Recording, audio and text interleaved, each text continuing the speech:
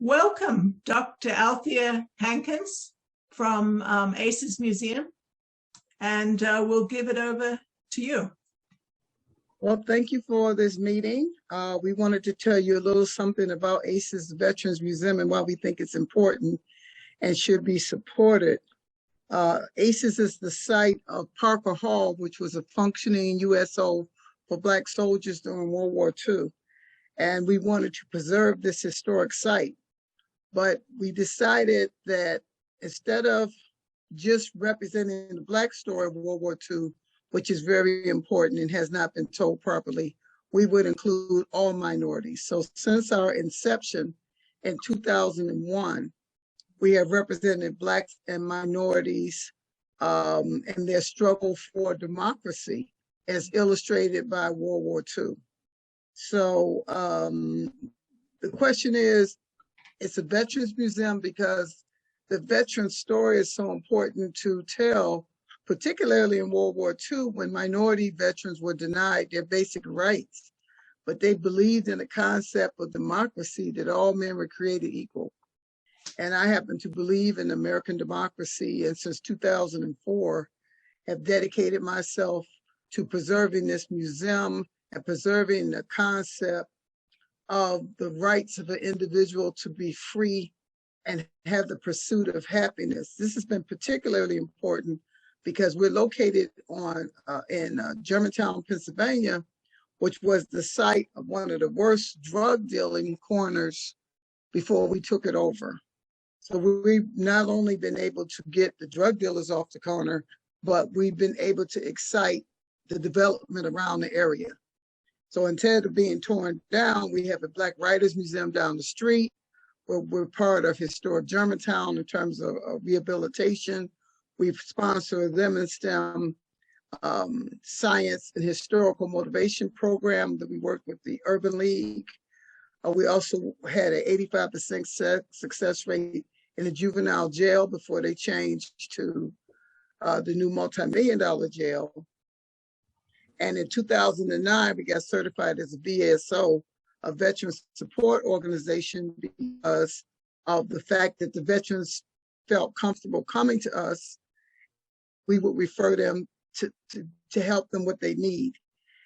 Back in 2016, we were awarded the Vietnam Memorial Plaque, which is an 800-pound structure outside of the museum because of our work with Vietnam veterans and helping them to be comfortable with themselves, that they were not responsible for the war, and they came back and got spit on and beat up, and they just simply could not afford to go to Canada, so they went into the war. It's not that they were a great support of it, but because of our socialization and working with the Vietnam veterans, we got the Vietnam Memorial Plaque. We're also part of Psych Armor. And Psych Armor is a federal institution that helps to train you to prevent veteran suicides and to provide support for food insecurity, medical care, and essentially a safe haven. But it's not only a safe haven for the veterans, it's a safe haven for the children in the community, because drug dealing, going back and forth into jail, is considered normal. And we've changed that. We've changed that whole narrative. It's not normal to go back and forth in the jail, quite the contrary. And the veteran culture of self-sacrifice, your life for others, is a direct opposite of the drug culture, which is get rich or die trying. So it doesn't matter what you do to people as long as you make money. A little spiel as to why it's important. Can you go back to why you started them? I mean, you're a successful physician, you're an internist.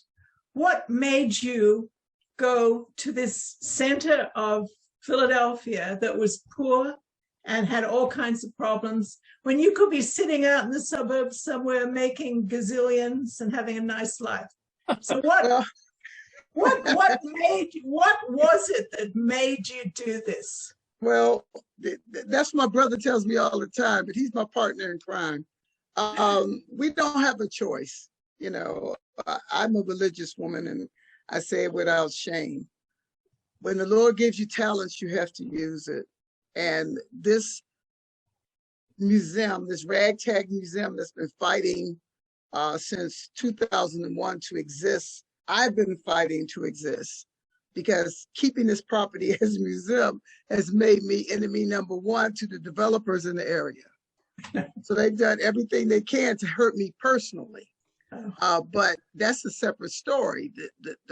The trials that I have is but rags, as it says in the Bible. It's but rags for the richest. I mean, when we see hundreds of young men going to college that would have been in jail, and children being children as opposed to having babies, and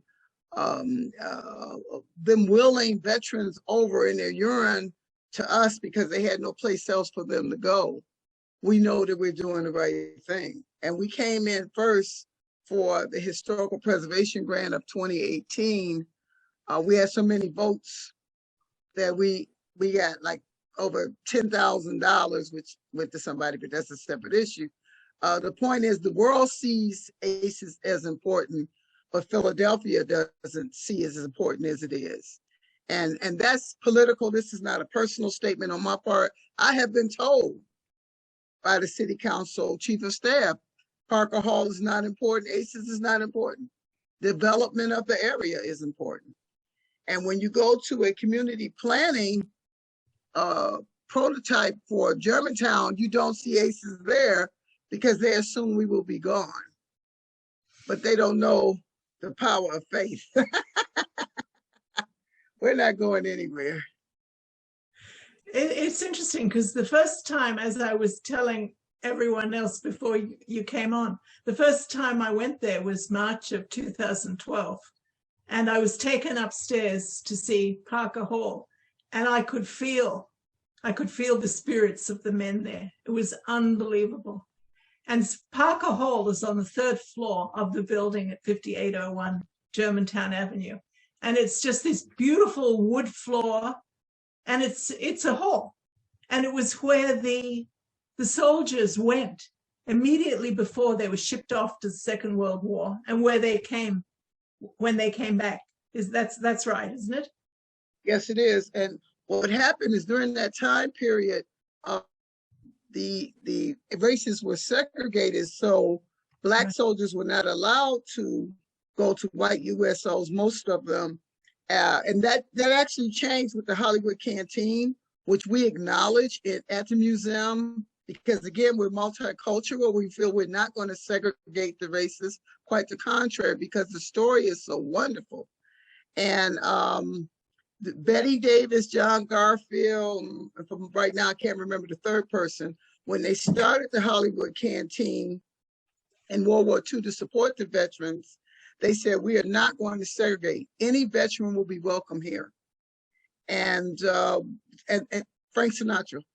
And so therefore, they forced integration, and it was wonderful. And unfortunately, a lot of these people that spoke up for rights during the 1940s got blacklisted in the 1950s and couldn't even get a job. Betty Davis had to go overseas. John Garfield had a heart attack. Frank Sinatra got blacklisted. And then in the 1950s, we saw the House of Un-American Activities Committee. And why is ACEs important right now? For 3 reasons. Number one, it's a social vaccine. And when I talked about drugs and kids going in and out of jail, that's a real thing, and it's not necessary. Right. But the culture pushes get rich or die trying. It's okay to sell drugs. It's okay to be a prostitute. It's okay to be evil and mean, essentially, and selfish. The Christian, I believe, as a Christian, and ACEs is the opposite of that. It's like we are sacrificing, A, because we have no option, but B, because it's the right thing to do and it has its own rewards. When we talk about a job offer, which I show my patients if they make me mad, for $220,000 take home versus having trouble paying your PICO bill, we have to put that in perspective for these wonderful people who gave up their lives willingly and give up their lives willingly. so that we can sleep at night. And there's this wonderful, my favorite passage in the book and one of my favorite artifacts in the museum. I wrote a book, Acting on Hope, items from ACES Museum, because people need to know the stories that are there and why it's important. But one of them is for Princess Khan. And Princess Khan was an actual princess. And she came off the throne to help the French resistance. And the rumor is that, after being tortured and all, she can get thrown in the gas chamber.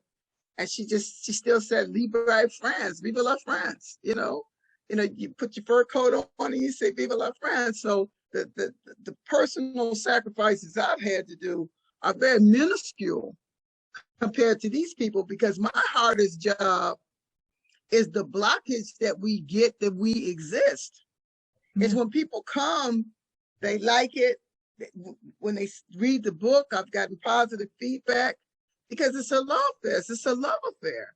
Love affair to the veterans, love affair to the children, love affair to the United States of America, who has a wonderful, wonderful concept. And my father was Muslim and my mother was Christian.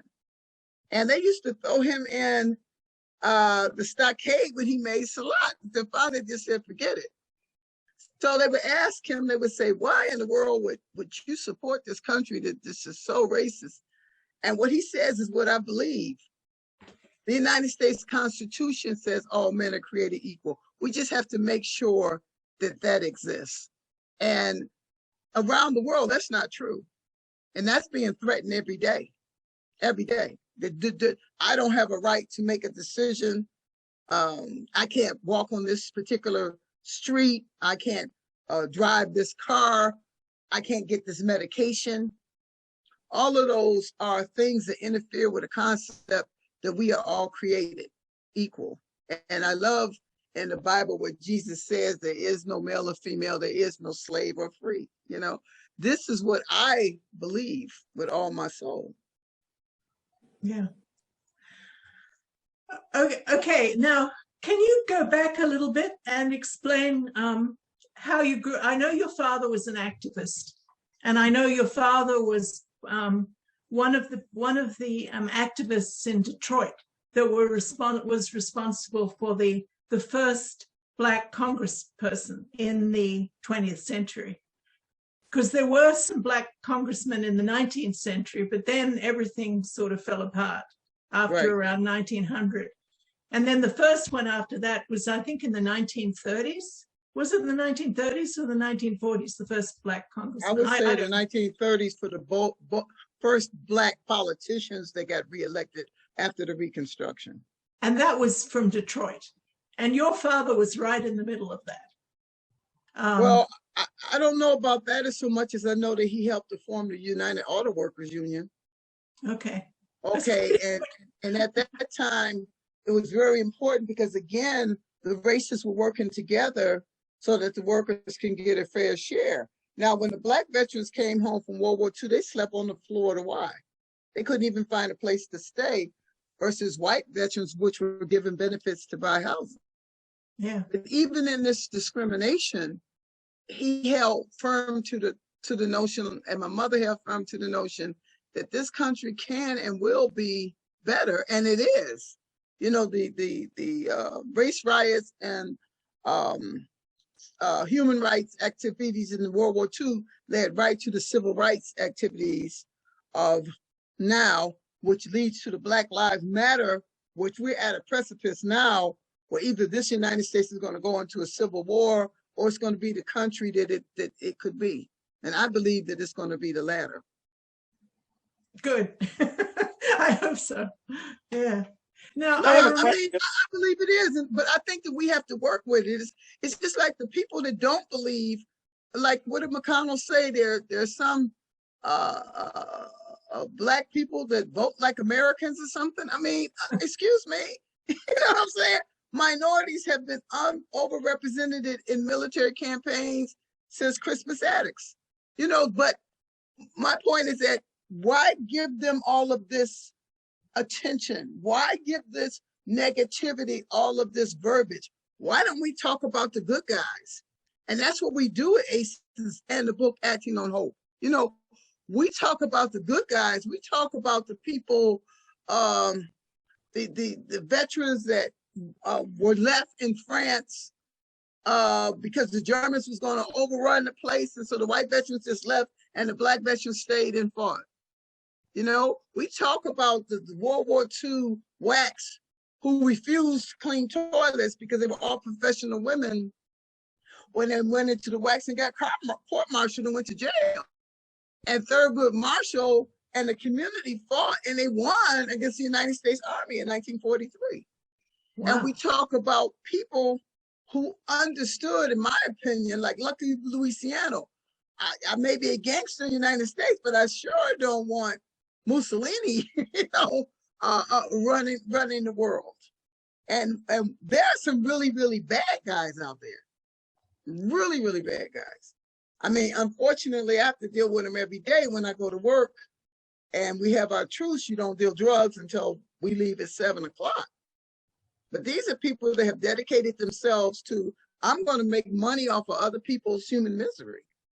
And that's a very small thing, but we have other people on a global scale that are saying, I'm going to make money on people's human misery by denying them healthcare benefits, by denying them medication, by locking them up in jail when there's other alternatives, by destroying clean air, by polluting the fish. All of these are the same. You know, they're the same problem.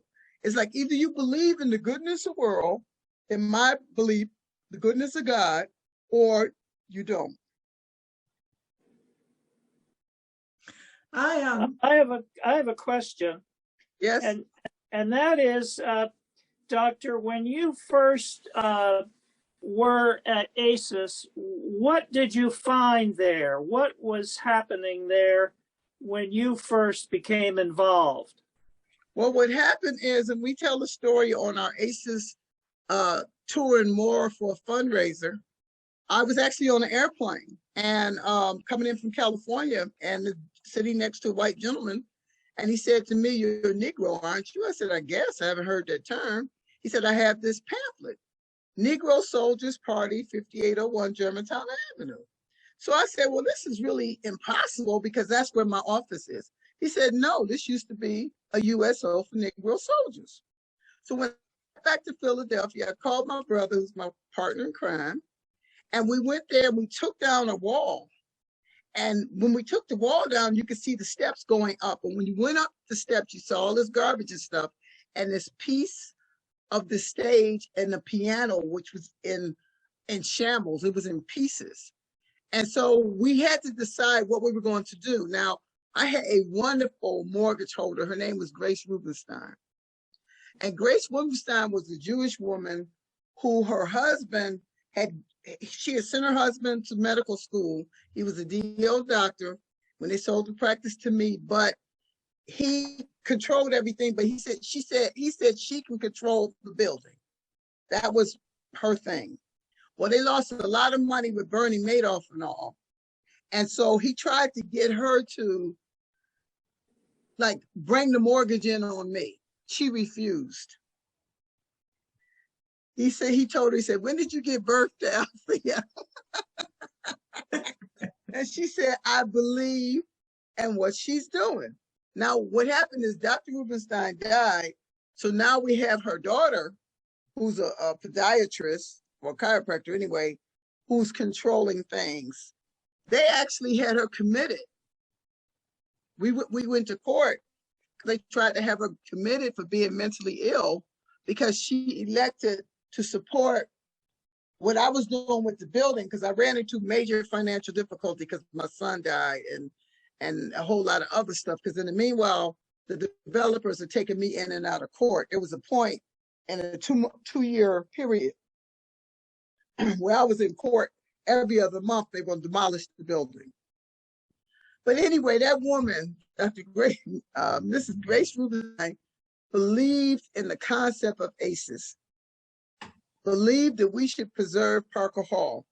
So but we said it's not going to be all Black, because if we do that, we're still segregating. So Manuel Lorenzo, who's the first Hispanic commandant, was one of the founding fathers of ACES Museum. So then what happened is when my son died in 2004, my mother, father, and son died within months of each other. So I had to make a intellectual, emotional, and spiritual discussion with myself as to what I was going to do. And at that point, I made a decision that I was going to practice medicine, which I love, but that ACEs itself was medicine. It is a social vaccine. It is a statement of love, and it is a testimony to the human spirit that we are not going to let this place be torn into another set of condos. Right. Yeah. Yeah. Mhm. Yeah. You had an exhibit in the basement, which was very interesting, and apparently there were enslaved humans kept down there. But you also had an exhibit to the White Rose, which was Sophie Sobel, resistors, young people who were resistors to Nazi Germany, who were horribly murdered by the Nazis. So that's the thing. I mean, you're not racist. I mean, you've even honored me. Now, my father and grandfather and great-grandfather were all British Army officers. And my grandfather had 22 first cousins and close relatives, first cousins, uncle, cousin-in-law, who were killed in the First World War. So remembering veterans and remembering what they went through is very much part of who I am. I grew up with a quadriplegic uncle who became quadriplegic after he landed in Normandy in 1944. He was in England and I was in Australia, but I certainly visited him and knew about him. So, but this is the thing. I mean, I have not personally suffered by being at war, but plenty of people have, and I just know how awful it is. And I know that it's very, very important to take care of people who have been broken by war, and that is what Dr. Hankins does. Well, not only that, but you must realize ACEs, which people have criticized us for this, because we're not just about the veterans, we're about the freedom fighters. When we talk about the creation of the Secret Service and Princess Khan and all in Britain and the White Rose movement, and we talk about Eleanor Roosevelt and Mary Kyle Bethune, these are not direct veterans, but they were directly responsible in terms of the fight for humanity. Right. See, it's the nice thing about the history of World War II is it's very clear. You know, it's like the Germans said, Jews, gypsies, intellectuals, anybody that is not part of the Aryan race deserves to die. Right. Okay, so if you fight against this concept, if you just say, I love someone who's Jewish, or you know, I listen to Jewish music or whatever, that was a crime punishable by death. So when Black women stood up and said, no, I'm not cleaning toilets, I've got a master's in you know, you didn't recruit me to be a Women's Army Corps veteran to be cleaning people's toilets. And to fight for that, they're doing the same fight we're having on a different plane for the right to vote now. Yeah. For the right to have clean air. Yeah. For the right to say, I don't want all of our money going to prisons. Yeah. How about we educate people? It's a real simple thing. You know, Harlem Children's Zone proved that you don't have to have all these kids at DHS. You know, when the zone was working and Bloomberg supported him, they had 85% of the kids out of their DHS in Harlem. Then when Bloomberg left, the whole thing fell apart again. So we know this whole back and forth to foster care is not something that has to be done. It's something to be done because it's expedient. And we have to support ACEs Veterans Museum and the people in it because it's just the right thing to do. You know, when I wrote the book Acting on Hope, and then we went on to make the video so that people can see it, because again, our problem is getting the story out. Once people hear the story, they like it. When they come to the museum, they love it. But getting the story out, it's like we had to choose for the cover what was going to be on the cover, because I'm going to show you the book in a few minutes. And so one of the things that I chose was this thing from a Carlisle Military Library, and that's these soldiers coming home. 1945, Black soldiers laying on top of white soldiers. At that point, they're just brothers coming home. They redid the Army Library in Carlisle, took out all those pictures, and the only one you could find of a Black person was them eating watermelon. You know what I'm saying? And my point was, they've gone from this beautiful story of togetherness to, okay, Black people are going to be entertainers and fools and jesters. When we talk about the Puerto Ricans, ACES has ended this year on April the 13th. We will be celebrating as part of our calendar a National Baringadis Day. That's the name the Puerto Rican soldiers gave themselves after their native in Puerto Rico, the Baringadis. And they asked me to do some research, and I said, well, what we do is we include all Latinos. No, we want you just to tell a Puerto Rican story. And as I did the research, I found out that they were correct. The Puerto Rican story is different than the Cuban American story. It's different than the Mexican American story.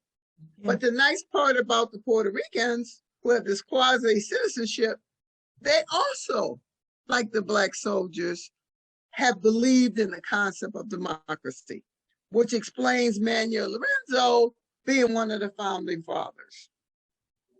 Yeah, wow. And then the other thing is we worked with Professor Cook for his movie for the Black Rosie the Riveters and the Black World War II veterans, and when they took us off.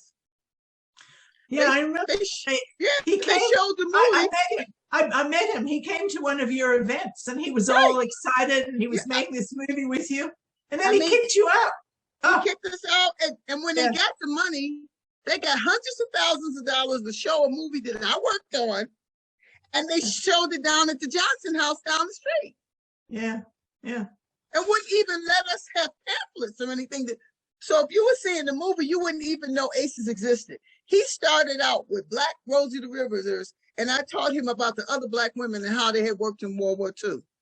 So he started working with Ken Burns and all of this, which is wonderful. Yeah. And I said, this is a good opportunity for ACES to get known. And they just totally wiped us off the face of the earth. Now, why did they do that? The reason that they did that is because they didn't expect us to still be here. Because the community plan was the building was going to be taken over by developers. And also, you're a woman. Well, I like That's that. another thing. I like that too. But I mean, this is what happens. But it's yeah. But you know. But my point is that I can only walk down one road. I can walk down the road of optimism and working towards something positive, or I can get stuck on stupid. I have no control over what Professor Cook does. Right. I told him he was wrong. He did not apologize. He said, well, I just took the money and I'm going to retire and this and that. I said, what does that got to do with giving credit where credit is due? You know, it's not a mutually exclusive thing. We're not in competition with each other. But the point is that we don't have, which is why we're on the Zoom today, we don't have any political backing. We don't have any powerful people that can say, well, ACES should exist. Yeah. And so therefore, when we're attacked by all of these people, we don't have somebody that will go and fight for us, but we've been extremely successful with our faith and very hard work of still being here. But if we had support, more people would know about us, more people would know the story of these wonderful individuals that acted on hope, and more people would be hopeful, especially our young people that are so depressed and demoralized. That's why I wrote the book. Excuse me, a young woman said, well, when you do the tour, we get it, but you know, what if we're not here for the tour? So that's why I wrote the book, so that you can see, okay, you're having some problems now, and I don't understand the whole I want to kill myself because of what somebody said on Facebook. I just, you know, like I told one young lady who was suicidal, I said, are you purple? She says, no. I said, are you purple? She says, no. I said, are you purple? She says, no. Why are you saying that? I said, exactly. If I'm calling you purple, you know you're not purple. Why you get bent out of shape for what they tell me on Facebook? You know it's not true. Yeah. Yeah. You know what I'm saying? But it's, the problems are very real to them. But if we give them history and we give them hope, because these people had real problems. If they walked on the wrong side of the street, they got tarred and feathered. That's different than somebody talking about you on Facebook. Mm. Mm. Trace, you mentioned that the neighborhood where your museum is used to be a drug neighborhood. How did you get the drug dealers to go away? They're still there. Well, that's an excellent question. First of all, we had a prayer vigil. There was a reverend across the street, and they would come over and we would actually pray for the building. And then we, at that time, it was before the city closed us and the top floors, and we were doing puppet shows, and we were coming down. So when the kids came down from the puppet show, you could smell the crack. So I called the police, and the first police officer said, I can't do nothing. They might shoot me. So I said, they're going to shoot you. What they going to do to me? So then we called some police officers, and they just happened to be veterans. And they said, well, Dr. Hankins, do you want us to do it your way? Or you want to do it our way? Well, they knew that at that time, I was helping particularly young men who were just like low-level drug dealers and in and out of jail, getting them in social programming and getting them their health insurance, trying to get them in drug rehab. And sometimes I would even sign for their personal recognizance. So, and I did not want them to get arrested and go to jail. So they asked me the question, do you want us to do it your way or our way? So I said, well, I can't give you the responsibility without the authority. So why don't we try it my way first with discussion and social activism, and then your way. So they used both. And between the two, we were able to get the drug dealers off the corner. Now, we haven't stopped drug dealing in Germantown, but we've stopped it on that corner. It's not done there. Boy. Mm. But you also mentioned that you're helping young women avoid being pregnant. How does a Veterans Museum help young women? Because what happens is when a young lady is given an opportunity for education and college, they decrease having babies. It's just like a wonderful birth control, okay? And what we do is to say, sure, have a child. You know what I mean? It's a wonderful thing to have children and family, but why not postpone it and let's get you in school? So we have this program called God Not Statistics, in which we set up a program where we could prepare kids to go to historical Black colleges. And that's what we did. So they would go through their classes, get a certificate from us. We would set up their financial aid, have a pep rally, give them spending money, and they would go down to historical Black colleges. And then the kids from down south would come up to Cheney and Lincoln. But this was when I was working for the union and had a whole bunch of money. The other thing, when we were doing Reading Ranges, which is a little more recent, Reading Ranges is a program that goes along with the Educational Enhancement Program. And the Educational Enhancement mixes science and history because you have to motivate people. I remember I was taking one of my boards and they asked what you should treat first, depression, cancer, AIDS, or whatever the questions were. And I chose AIDS or cancer. I got it wrong. And I don't like to get stuff wrong. So when I analyzed it, I said, why would I get this wrong? Because if you don't treat the depression, if you don't motivate the person to learn, no matter how good your program is, it's not going to work. So when we start talking about these wonderful people, the kids say, oh, you know, you're passionate. You know, they associate passion with sex only. And what I explain to them is learning is passionate. Reading is passionate. Plants are passionate, you know. So then they see, well, there's another world. I just don't have to hook up with somebody. That's a very small part of the world. That when you are financially restricted, that's all you see.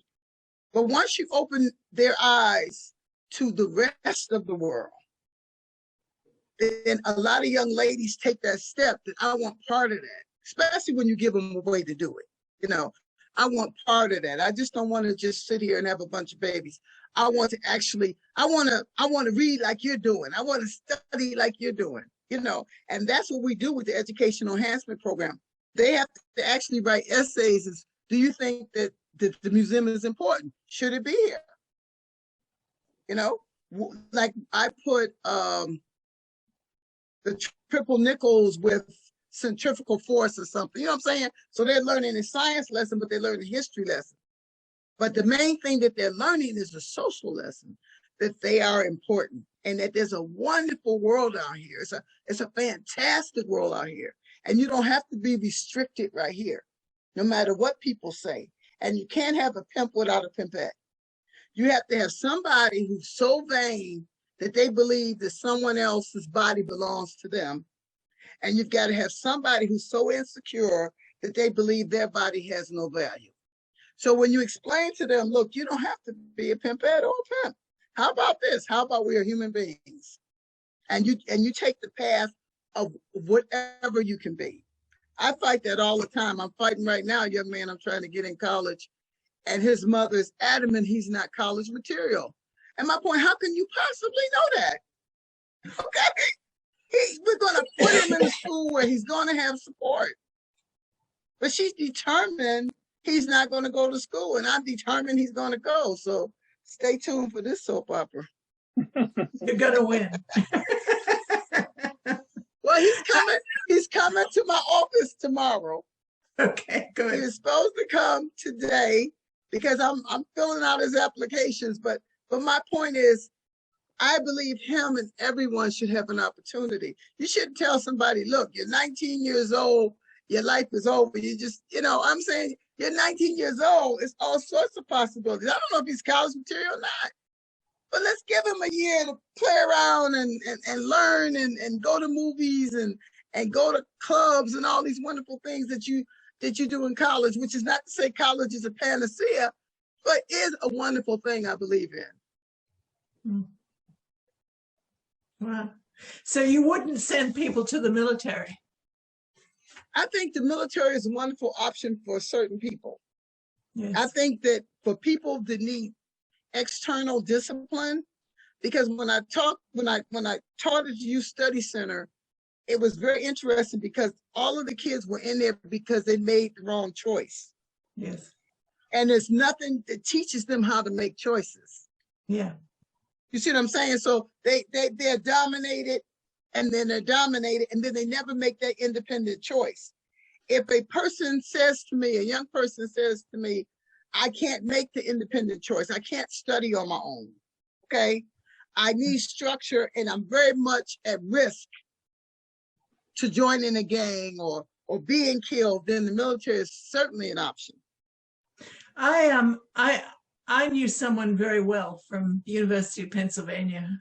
She was a good friend, and she had a whole lot of daughters and one son, and the son was an artist, and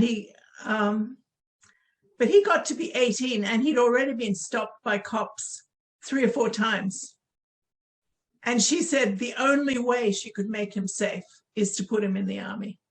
So he went in the army and he drew. He was an artist in the army, and he's an artist now. I mean, this is one thing that people don't realize, is that sometimes you don't want to go killing people. You're not violent. You just don't want to get killed yourself. Well, like I told someone the other day, he was telling me that the military are murderers. I said, well, first of all, you have no idea what you're talking about. Because the last thing you want to do in the military is kill somebody. That means that all your negotiations have failed. That means your army of engineers reconstruction has failed. That means that your community support has failed. And all of that's supposed to happen first before you engage in actual combat. Right. Yeah. Okay, but unfortunately for all of us, there are some people that are going to chop your head off because you're sitting there and you have no right to talk on the television, and they're going to chop my head off. Right. So the only thing that stands between us and them are these brave men and women that put their lives on the line.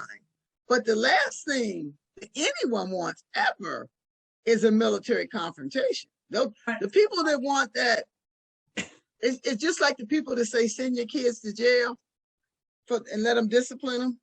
They've never been there. You see what I'm saying? And they'll learn their lesson. No, they don't. They learn to be worse. Yeah. If they survive, they learn to be worse. Yeah. Yeah. Yeah. No, absolutely. Yeah, you also mentioned that you're helping people stay out of jail. Please talk about that. Well, I don't do it as much now, especially with COVID. But what happens is, for a lot of the on our ways, that's what I call them, they're on their way back to jail. They've already started, and it doesn't matter what they do, they're going back to jail. You have to just break that cycle. Okay, so if they come to me and they want me to sign their medical assistance form, and I'll say, look, are you going back to jail? Nah. I said, well, you're going to go back unless you get into a drug rehab program. But what is the problem? Why aren't you working? You know, why are you doing this stupid stuff?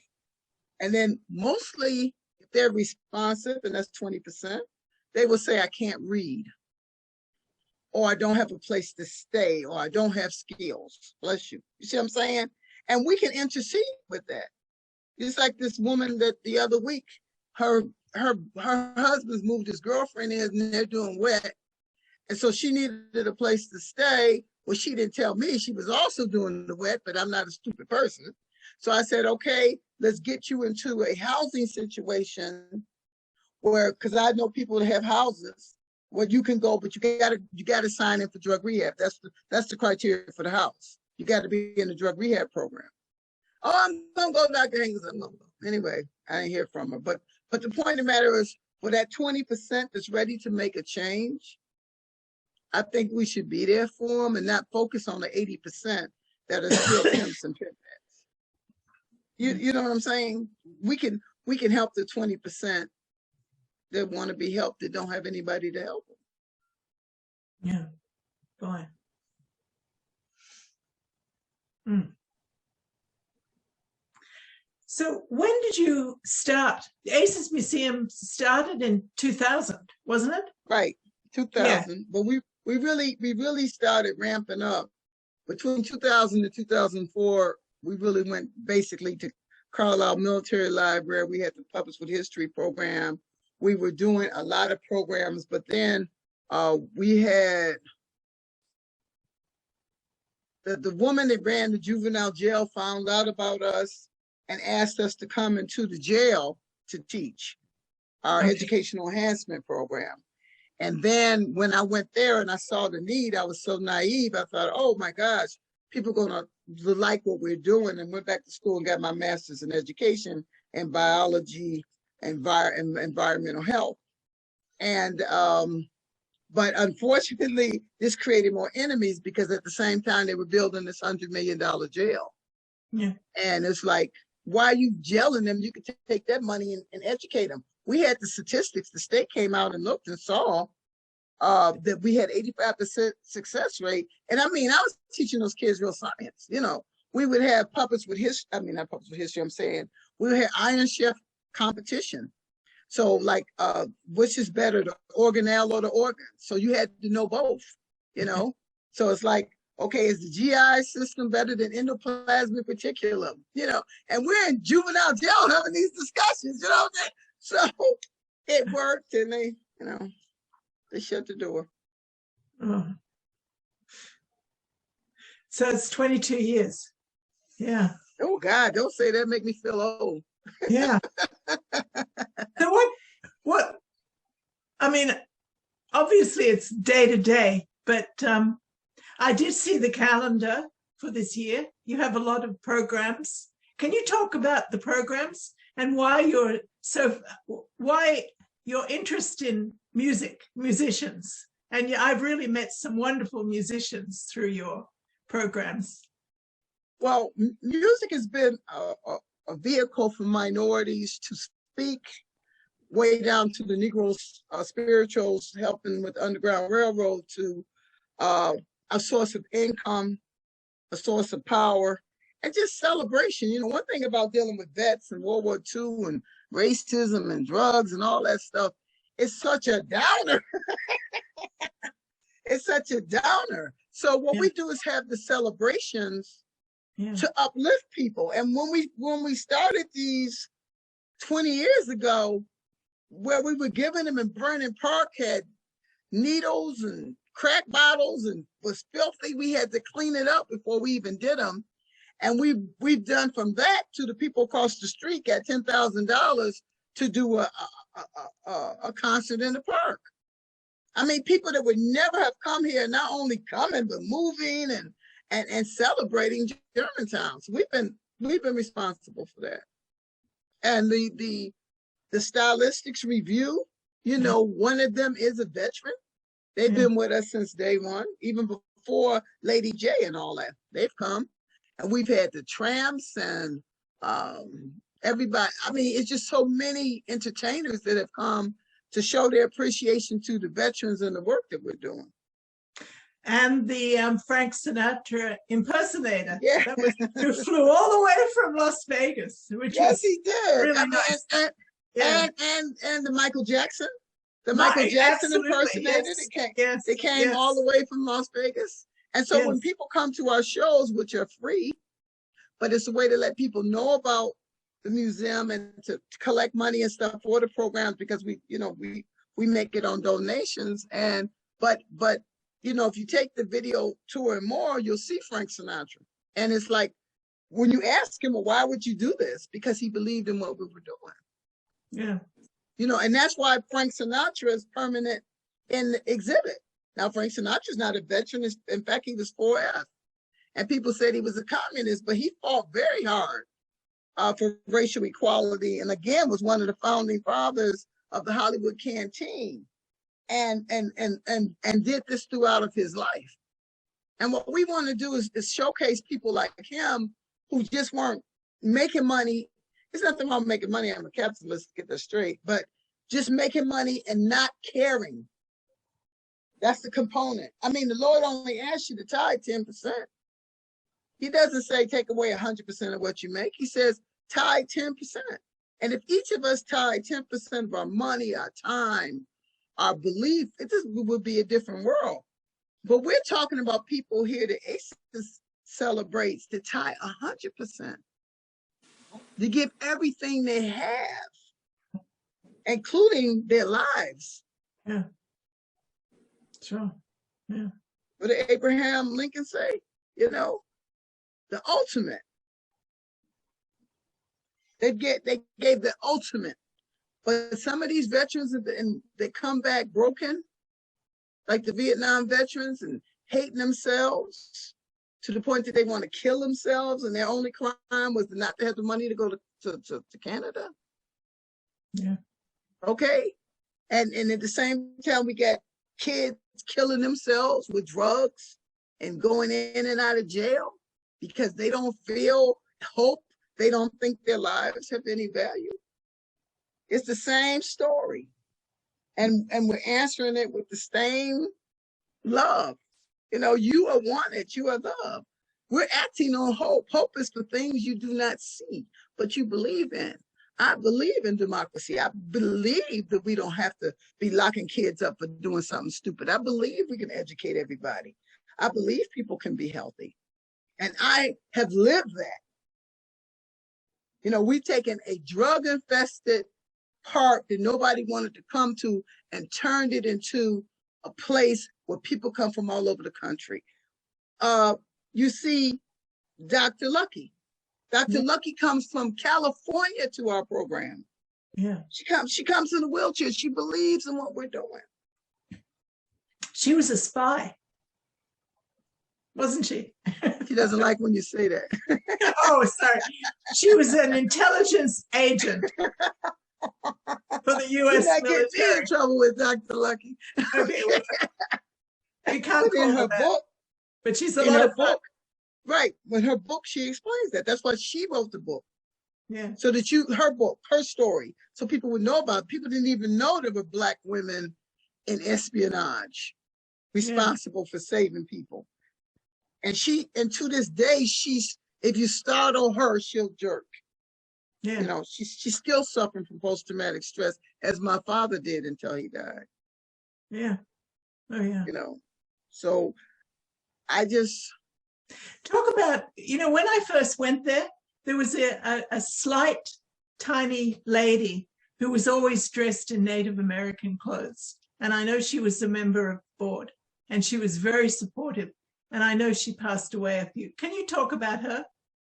Well, Chief Three Feathers, we were actually in a parade in Washington, D.C., a Memorial Day parade. And I had taken all these kids from the St. Luke's Church that were in a drill team down there. And we were marching, and we were the only Blacks in the parade, and she joined us. She started marching with us and marched with us ever since until she died.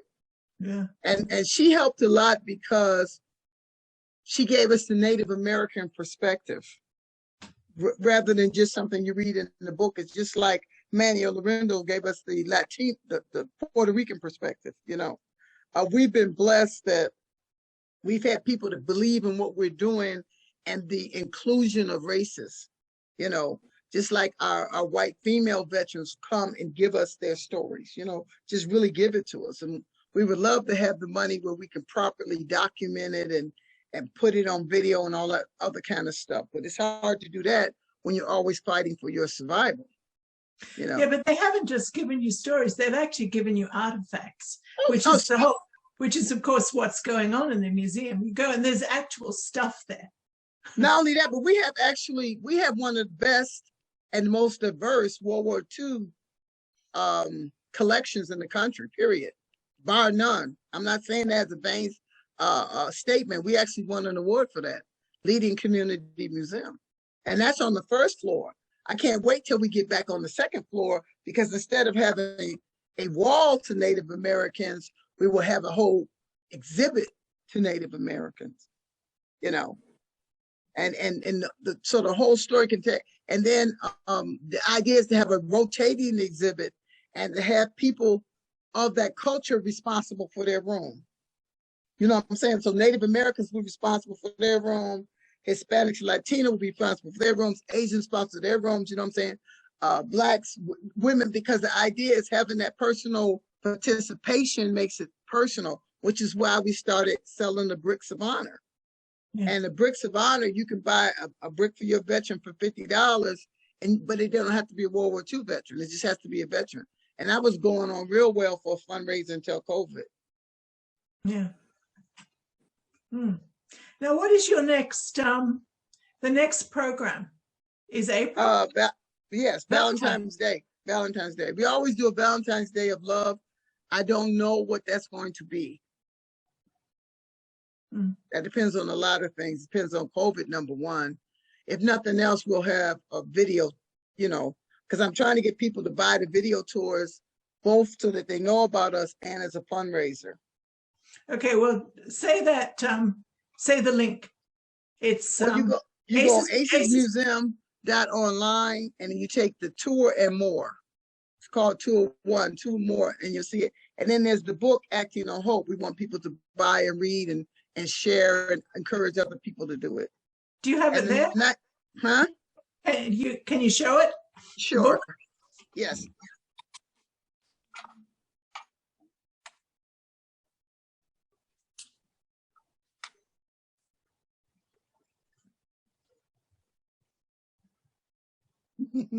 Well, like I'm on an infomercial. Can you see it? Up. It's got to be up. Lift it up. There. That's no. It's too high. Further down. Further down. Yeah, that's okay. Perfect. Sorry. Up. Acting on Hope. It's Acting on Hope, items from ACES Veterans Museum, Philadelphia, Pennsylvania, and Pontiac, Michigan, where we have an annex. And it's written by A.V. Hankins, MD, FACP, Masters, Education, Masters in Public Administration. And I just want to read the letter that was written by Historic Germantown. This is the foreword. Dr. A.V. Hankins' book, Acting on Hope, is a timely and important testimony to this country's many Black, Latinx, Asian, Jewish, Indigenous, and women veterans of World War II. As the founder and director of ACES Museum, with locations in Philadelphia, PA, and Pontiac, Michigan, Dr. Hankins promotes the dual mission of preserving their histories and of supporting the well-being of living veterans who have sacrificed much in service to the United States and its democratic ideas and institution. Employing objects, artifacts, documents, and oral histories from the museum collection, Dr. Hankins brings to life many less well-known people and events from the time period. The story she relays of the courage and sacrifices made by individuals who faced racism and sexism at home, even as they supported the Allied movement to defeat fascism, is both important history as well as an urgent reminder that their work represents an ongoing struggle that resonates today. The book urges us not to take the work of this generation for granted, but to rediscover this history and pay it honor through our present day actions. To Sami Joshua Forrest, Executive Director, Historic Germantown, Philadelphia, Pennsylvania. And they asked me to say something about the author, and I wrote about the author. A.V. Hankins, MD, FACB, Masters in Education and Masters in Public Administration, seeks to graduate life with honors. Beautiful. I'm just finding your URL. I have a question. Yes. How do you spell ACES and what does it mean? ACES is because the child asked her father, "Is it true they used to call you spades?" He said yes. They called the spades in World War II, which was considered derogatory. Yeah. And so she told him back, "Well, if you had to be a spade, I know you was the ace." Yeah, yeah. That's the conversation I had with my father. Yeah. Wow. Really? Oh. Yeah. I'm glad I asked that question. Well, it's in the video, the tour and more. Okay, I'm just putting the URL in the chat. Okay, so good. Everyone can. I have a whole playlist of ACES Museum videos on my YouTube channel, Dr. S.J. Dodgson.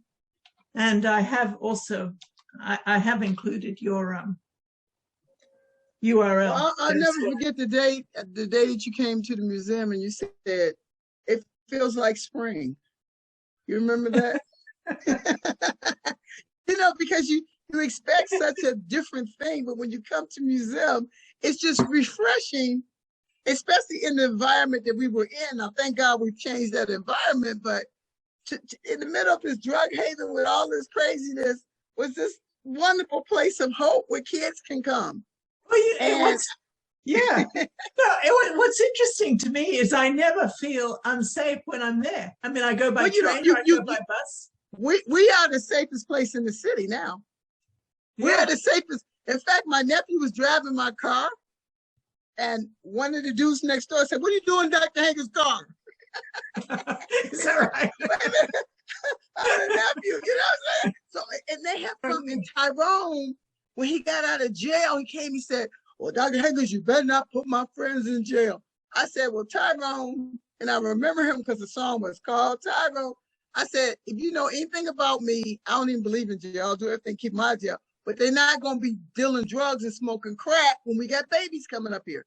I said, "What I want you to do is take my books and come up here and see what we're doing. And they went up there and they saw the classes and the puppets and everything. And he came back and said, "Better not mess with Dr. Hankins." So they parked the Red Sea, you know. And the other thing that I did is by bringing the entertainers. You know, I mean, you could come to our program and get a program just like you're going to Vegas. It's the same show. They put on the same show.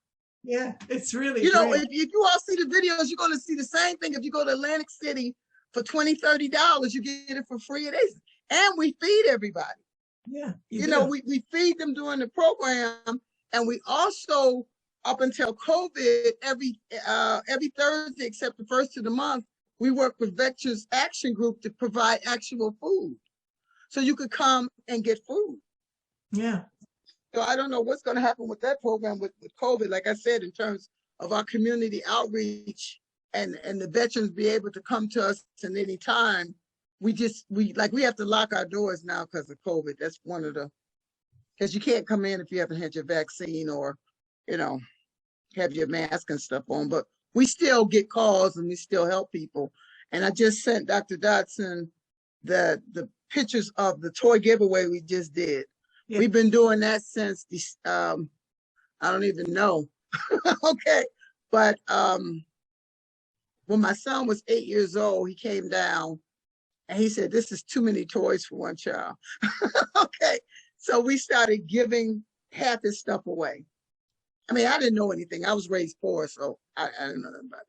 So we gave a whole bunch of stuff one day when he was 9 to the shelter. And then I called one of my patients who was in the shelter, said, "How do you like the toys?" And she said, "We didn't get anything."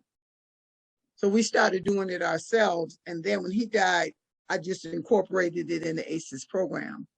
So this last year we did, we always do the Saturday before Christmas.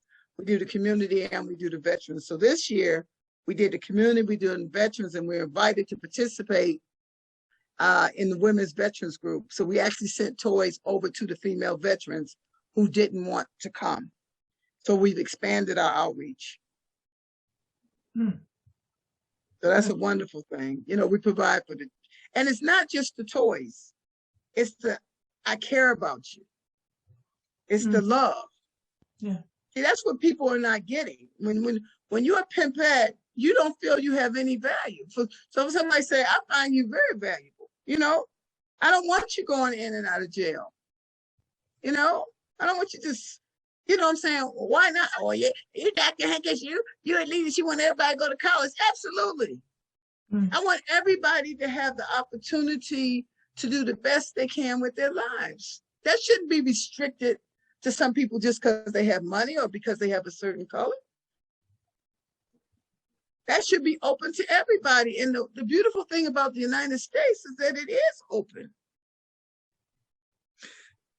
It was interesting on 9/11 because, well, it started off, we were in Philadelphia National Cemetery, which I made a video of.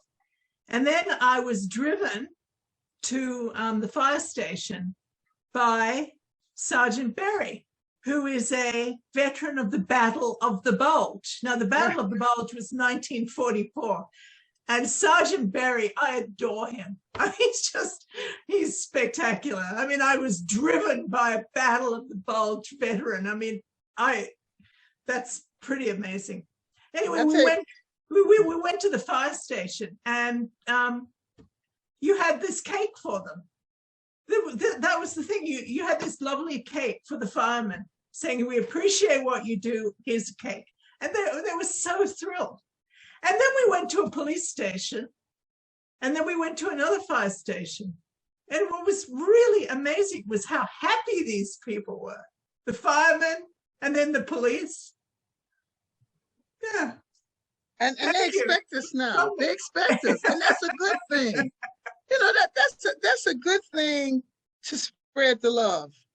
But and it's like when we do our programs, you know, the police come and they protect us, and they might be there with the drug dealers and nobody cares because we're all celebrating ACES and we're all celebrating the veterans, and it hasn't been all bed of roses. I mean, when we first was giving out food, people was taking them to the corner and selling them. So now you got to come and get it, and we have to watch you. But the whole idea has changed over time. So this is not just a fantasy. This is a living experience of what this Acting on Hope has done in Philadelphia. They're mirroring it in Pontiac, Michigan. Okay, we got ACES Annex there, who's actually providing boots for veterans. Okay, for homeless veterans, they're getting boots. You know, these are the kind of things we can do if we do them, and not worry about what can't be done or shouldn't be done. My point is, this is what we're doing. We're spreading the love in word and deed. Like one of my favorite books in the Bible is with Peter, and what he says is that, you know, faith is what you do, because if you have faith, you're doing stuff.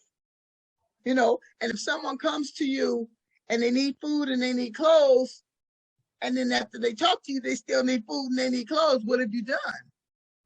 And so what we're doing is we're giving food and clothes and the spirit. I mean, I never talk about my religion because actually that's illegal with a 501c3. But if someone asks me what's my motive behind it, my thing is I've been given no choice. I know better. See, I've had friends I went to school with, they got the big head and now they're doing cocaine. Some of them lost their medical license and all that nonsense.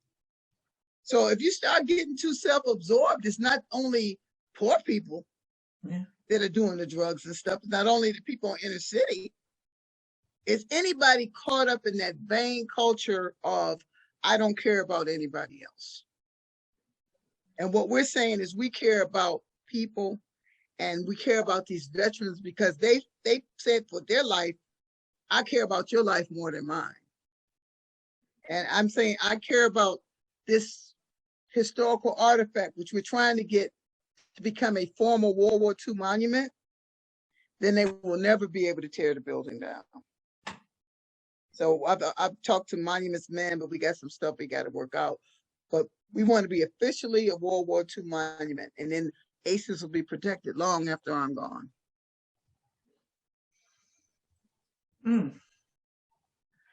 Does anyone else have any questions? I know we could ask questions all night, but I don't think that's fair, because I don't care. I don't care. Look, for opportunity to help, you know,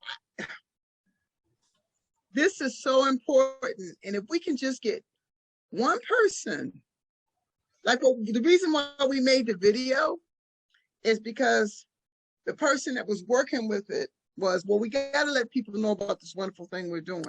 And we need one person with money, one person to just buy some videos and put them in the schools, you know, buy some books and put them in the schools. Show the kids that there's another way. I mean, it's okay if you want to put $50,000 worth of diamonds in your teeth, but you can also take 10%, $5,000, and help somebody go to a historical Black school. Their whole lives can change.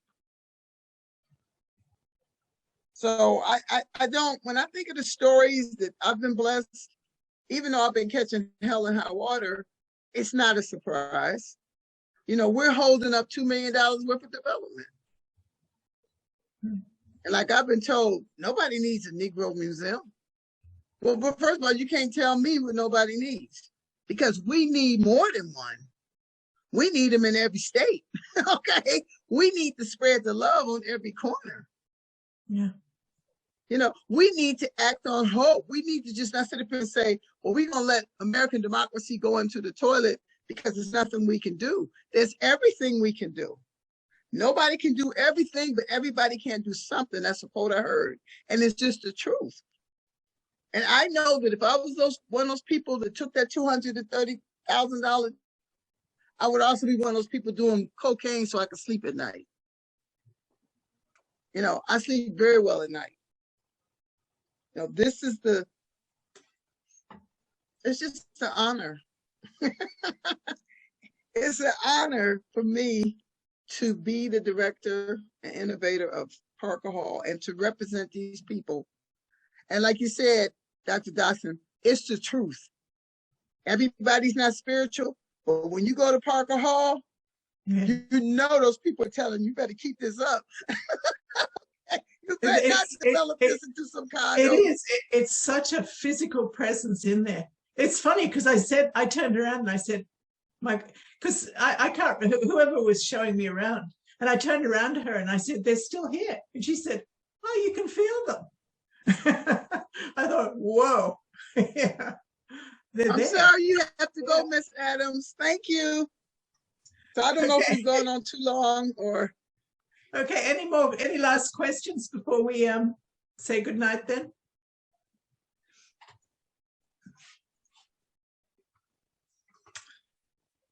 Well, thank you for giving us this audience. Okay. Lois, you said something about a school system? Yeah. Okay. I think her computer's gone. Yeah. Oh. All right. Well, thank you, Dr. Hankins. It's been so enlightening. Well, thank you. Yes, and we plan to visit. Yay! Right. I'll tell you. Before you come visit on the video. Visit the visit the website. Okay, we'll follow up with that. Well, yes, thank you. You can do that regardless of COVID. Thank you. Okay. Good night, all. God bless. God bless you all.